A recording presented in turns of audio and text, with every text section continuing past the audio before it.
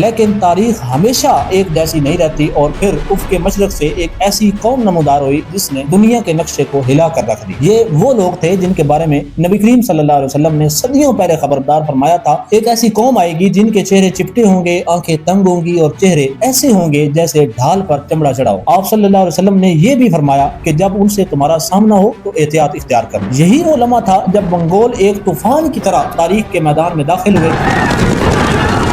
13ویں صدی کے اوائل میں مشرق سے اٹھنے والی یہ طاقت 1220 عیسوی کی دہائی میں وسطی ایشیا کو رونڈتی ہوئی ایران میں داخل ہوئی۔ ان کی یلغار اتنی تیز اور خوفناک تھی کہ بڑے بڑے شہر ملبے کا ڈھیر بن گئے، بستیاں اجڑ گئیں اور لاکھوں انسان لقمہ اجل بن گئے۔ ایسا لگتا تھا جیسے ہر چیز ختم ہو جائے گی، لیکن حیران کن طور پر یہ تباہی بھی ایران کی روح کو مکمل طور پر نہ توڑ سکی۔ 13ویں صدی عیسوی کے وسط تک ہلاکو خان نے ایران میں ایک نئی حکومت قائم کی جسے الخانی سلطنت کہا جاتا ہے۔ ابتدا میں یہ فاتح تھے، مگر وقت کے ساتھ یہی حکمران اسی زمین کے رنگ میں رنگنے لگے۔ آہستہ آہستہ انہوں نے مقامی روایات کو اپنایا، فارسی نظام حکومت کو اختیار کیا اور علم و فن کی سرپرستی شروع کی۔ بہت سے منگول حکمرانوں نے اسلام قبول کر لیا۔ سب سے پہلے تقدار نے اسلام قبول کیا، مگر اصل موڑ 1295 عیسوی میں آیا جب غازان خان نے اسلام کو نہ صرف قبول کیا بلکہ اسے الخانی سلطنت کا سرکاری مذہب قرار دے دی۔ وہی منگول جو کبھی تباہی کی علامت تھے، ایران کی اسلامی اور فارسی صنعت کا حصہ بنتے چلے، اور تاریخ نے ایک بار پھر ثابت کیا کہ تہذیبیں صرف تلوار سے ختم نہیں ہوتی۔